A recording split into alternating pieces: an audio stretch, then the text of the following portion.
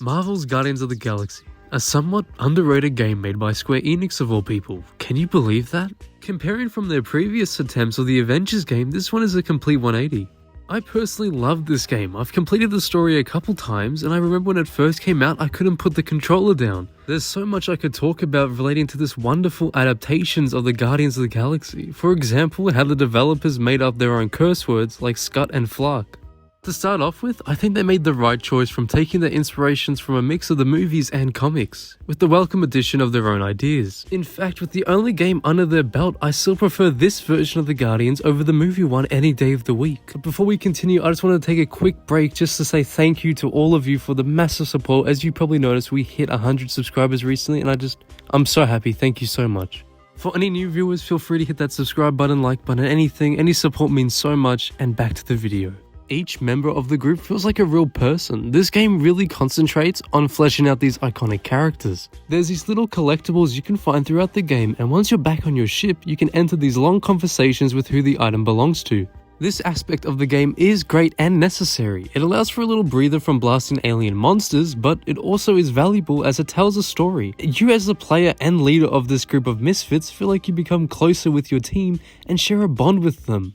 Each character develops throughout the duration of the game in their own unique and personal way. Drax moves on for the persistent anger of his family's death, finding peace within the fond memories they shared together, allowing himself to become a part of a new family. Gamora suffers trauma from her childhood with Thanos and the fate of her sister Nebula. Similar to Drax, she opens up towards the Guardians, not only benefiting the team, but for her own sanity. Rocket Raccoon is probably one of the most complex characters within this story. This is someone who has only known pain throughout his whole life, one of the most prominent fears being water due to some early experiments and tests, and within the course of the game he overcomes a phobia which seemed impossible. Although it's becoming a common story trope to have the irresponsible main protagonist learn maturity through his daughter, this entry has its own twist on it. We meet Nikki, and if you've read some Marvel comics, you would remember her in one of the many variations of the Guardians of the Galaxy. After we receive a 7,000 to 8,000 unit fine, we run into the high-ranking officer Corral, one of Peter's many flings you might say. They also share a war together. Nikki at first seems to be the daughter of Corral, and then it's revealed that Peter is her biological father. I find it funny how they made it so you can make Peter seem in denial or not about this unexpected news, as well as the team constantly rubbing it in his face to only make it worse. The biggest shock of all is when Corral reveals that Nikki is in fact a war orphan. A plot twist that I for one had no idea was going to happen. You begin to sympathize with Nikki. At the start she was somewhat annoying with some redeeming traits, but it all makes sense now. Nikki, like Peter, is just another misfit lost in the galaxy, longing to be a part of a family. As we move on to the premise of this game, be warned of major spoilers. This game deals with many themes throughout its story, but none are more impactful than the torment of grief.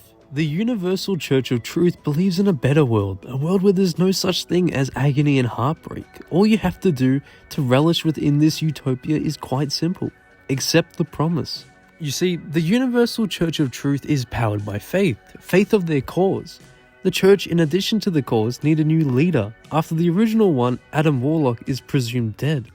They exploit Nikki and make her second to Raker. Everyone in their life has had to deal with the death of a loved one. It's one of the certainties of life, and there's no different here. The way this game depicts everyone's grief is so gripping to watch. Each character held down by the chains of despair. Peter's torment is set up through the very beginning of this story with his 13th birthday. There's so many things you can interact with, each item having their own personal comment from Peter. They did a really good job with making the player understand who Peter is from early on. We know his interests, inspirations, and exploring his room is honestly so fun as it's filled with countless 80s references. I mean, you feel like a kid in the 80s, however that day is the day where everything went wrong. The day he got kidnapped and his mother got murdered. When offered the promise, you're sent into a fake world where everything seems normal. Peter has everything he ever wanted. His mum's alive and the Guardians are there too, yet you can sense something's off. The game creates this suspense and tension through the slow and ominous border around the screen slowly closing in on you until you have to choose whether you accept the promise or decline it. I find this part of the game surprising. I can definitely see the inspiration from Batman Arkham City back when you had to choose to leave Batman or save him as Catwoman. But how does Peter break from the promise, cut free from his pain and agony on that fateful day? He has to shoot and kill his own mother. while she begs and cries him to stop. It's okay, it's me. Peter, what are you doing? I'm sorry. This isn't funny.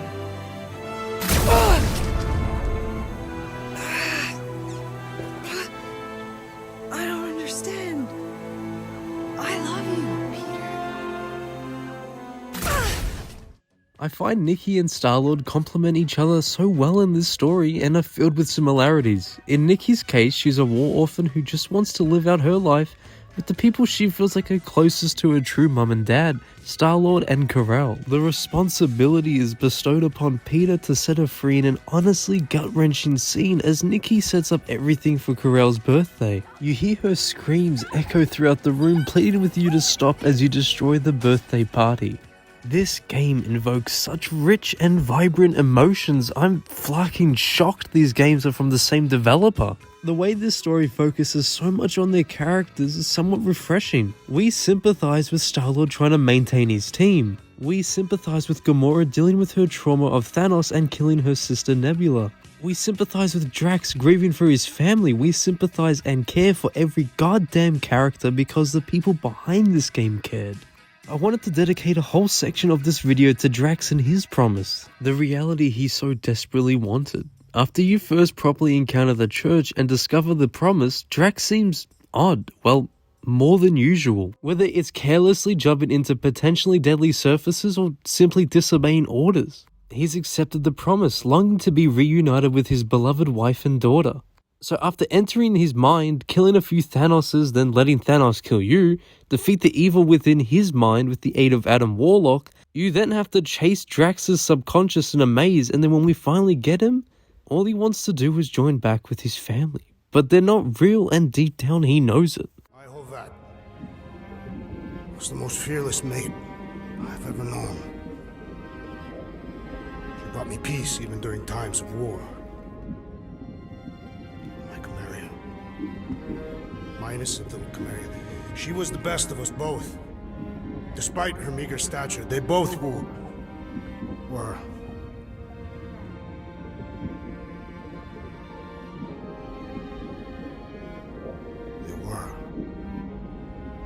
To break free from the promise, he does an act that his heart compels him not to. Gripping his blades and making peace within his mind, for he knows what he must do. And honor you both. Always.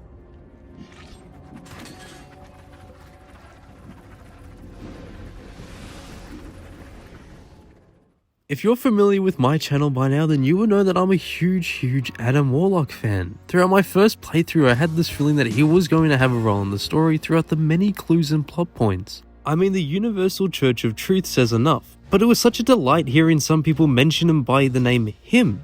In case you didn't know, Adam Warlock went by the name Him for a few issues when he first came out of his cocoon. Building up to his grand reveal filled me with joy. I finally got to see Warlock within mainstream media in a satisfying way. I feel like his Magus side, however, was extremely underwhelming. In the comics, he could easily kill all the Guardians without even trying. The game does the fake credits cliche to conclude the story with a final battle against Magus, and in all honesty, it felt rushed, and I believe that it should have had more attention dedicated towards it. I find his overall appearance in the game okay, to say the least. There's definitely an attempt to modernize it, and it's way better than the over-design shown in the MCU outfit, but I'm in more favor of his classic black, red, and yellow look from Infinity Gauntlet and his original Strange Tales appearance.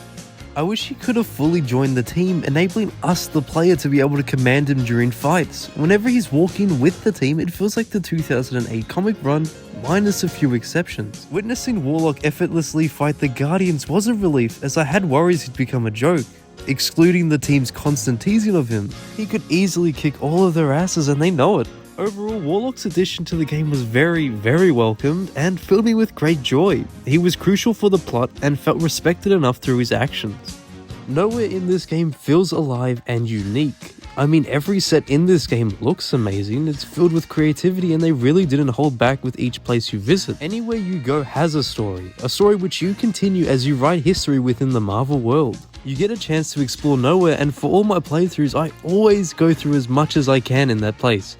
I mean, you can't not like this. You have like 13,000 units as well as a 7 to 8,000 unit fine, but you can blow all of the units on random shit if you like and ignore the fine.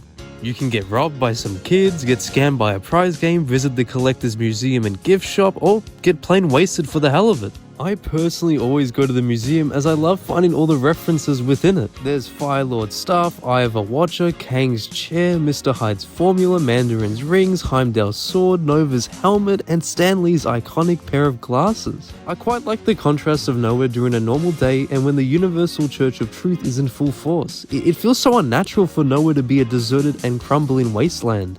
One of the strongest and funnest aspects of this game is its combat. The fighting mechanics in this game is honestly a joy and never gets old. Star-Lord has two types of attacks, close and long range. His close range attacks feel more clunky, although it's not to the point where it's unbearable. In fact, if you get good enough at the combat, the clunkiness begins to fade away. There's only a few animations for the melee attacks, which is slightly disappointing as there's not much variety. However, it just shows that most of the thought went into the long-range mechanics instead. Star-Lord's blasters are so much fun to use. You got your standard blast with the cooldown period, however you can skip it if you time it right, shooting a powerful blast. The use of the dodge mechanic almost becomes hand in hand when you're on the offense. You feel so agile, fast, and free when fighting as Peter Quill. Throughout the story, your guns unlock elemental powers like ice, fire, gravity, and electricity to be exact. Each serve a purpose, whether it's to progress through an area or to defeat an enemy. It also brings variety to your attacks, and one of my personal favorites is to gravity pull an enemy and then use my close range attacks to defeat them. This game has had a challenge of utilizing the other 4 members of the team, making the smart choice of locking you in as Star-Lord and allowing you to make commands. When you fully understand the controls and mechanics, you feel like an actual leader. The combat can get pretty wild and I love it. Explosions over here, root spikes over there. It all adds to the enjoyment of the game. I am very impressed by the huddle up feature you can use during combat. Depending on how the battle's going, the team will have a unique morale relating to the current situation. While you have to choose an option of what to say, if chosen correctly, the whole team will receive extra attributes. Choose incorrectly, however, only you shall. You also use the team to help traverse throughout areas. For example, Rocket can hack things and crawl through tight spaces, or Drax can use his brute strength to break a wall. You can also use your teammates to help find these awesome collectibles hiding around places. Through such finds, you unlock additional costumes. I adore how this game has 0 microtransactions and that all the costumes are free to unlock. I mean, as you can see throughout the video, I have my personal favorite outfits. Speaking of, I feel like it's only fitting now for me to move on to my thoughts on the costume designs for the characters in this game. Starting off with Star-Lord, I find that they went closely off his MCU look with their own little additions to it, like his name on the back and some badges. I find it has more character than his movie look and it's a little bit more interesting. I think it's okay to decent at best. However, I much rather use his first appearance or 2008 look. Rocket Raccoon and Groot seems pretty hard to mess up, and I feel like they went for the general standard. At first I was put off by Rocket's goatee, but then it grew on me over the course of the game. Drax is similar, as the character's design felt like a safer choice and more simplistic. Moving on to Gamora though is when my problems start to rise. I find her costume boring and uncreative. Nothing really says Gamora to me about it. Nikki gets more of her classic look and powers at the end, however the choice of the extra armor pads along the legs and shoulders, I'm not sure, I guess it just sort of bores me. I much prefer the classic spandex look, but that's just me. Thanos has probably one of the worst designs in this game, close to the Blood Brothers. It's everything wrong with the modern adaptations, it's overly complicated with the usual excess amount of random lines, and to be quite frank, it looks horrible. 80s music has become a staple in Guardians of the Galaxy culture, and it's one of my favorite additions. The 80s being one of my favorite decades, filled with great movies, fashion, and most importantly, music. Since the movies of this wonderful team, we've learned to connect with these colourful characters through their soundtrack. This game's soundtrack isn't half bad either. It's got some misses on one hand, but on the other it's got the likes of I Ran by Flock of Seagulls, Everybody Wants to Rule the World by Tears for Fears, and Tainted Love by Soft Cell. I kind of dig how this take on Star-Lord has him get his hero name through his favourite band. Honestly though, there's no comparison to the MCU version, however it's still enjoyable. I love the effort they went with it too, creating a small list of tracks for the game which honestly aren't that bad when you're blowing alien scum to pieces. This game's world building is honestly one of my favourite aspects of this game. The amount of characters you see throughout the chapters brings me so much joy. The developers put so many cool and obscure characters within each chapters, ones that make you say, oh fuck, they got Darkhawk in this? When's the last time I've seen him? That's right, if you remember that one plot in the Amazing Spider-Man comics where he teamed up with the Punisher, Moon Knight, Spider-Man and Night Thrasher to fight a secret group of people or whatever, that one's for you. This game's got the Blood Brothers who first appeared in an Iron Man book in case you didn't know. You get to even fight them. Hell, Captain Glory's in this game with the mini spaceship fight. Moondragon's mentioned in this. You actually meet Jack Flag and can accidentally send him drifting off into space in his cell and then later find him floating within said space. It would have been cool to see him join the team like in 2008 though. Ronan the Accuser has multiple mentions and this game somehow makes him feel more true to the source material than his MCU counterpart. This game's got Quasar? That's awesome! Yondu has a more classic comic look. Wraith has a criminal file, Roman Day was played by Wreck-It Ralph, recruited Malik Tarsel, and the World Mind recruited Roman Day.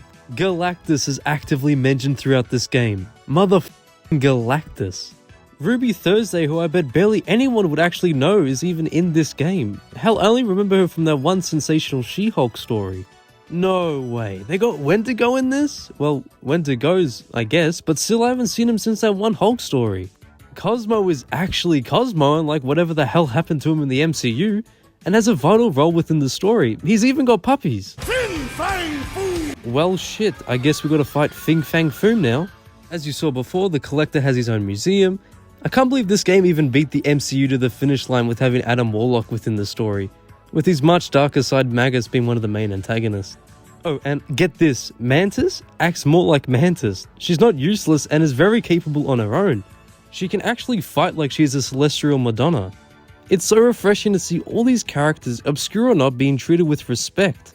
I'm so used to Marvel, in particular the MCU, constantly dumbing down their characters in order to make a joke which no one laughs at. However, in this game, it takes the complete opposite direction. The choice system in this game is my much more preferred style. I prefer when the game has more of a set ending rather than multiple choice, as I feel like I'm getting the full experience. Hence why I enjoyed the choice mechanic so much in this game. Opposed from changing the outcome of the ending, it instead changes the difficulty. For example, if you free Cosmo from the promise and get him back to his senses, he'll show up later and clear out a whole level of bad guys for you. The choice of dialogue is also very fun and engaging. It makes you feel like you're a part of the team as you join in conversations. Overall, I love this game. It brings something new to the table while taking inspiration from many sources. The whole team behind this felt like they cared. I definitely recommend watching some of the behind the scenes footage. It's really enjoyable.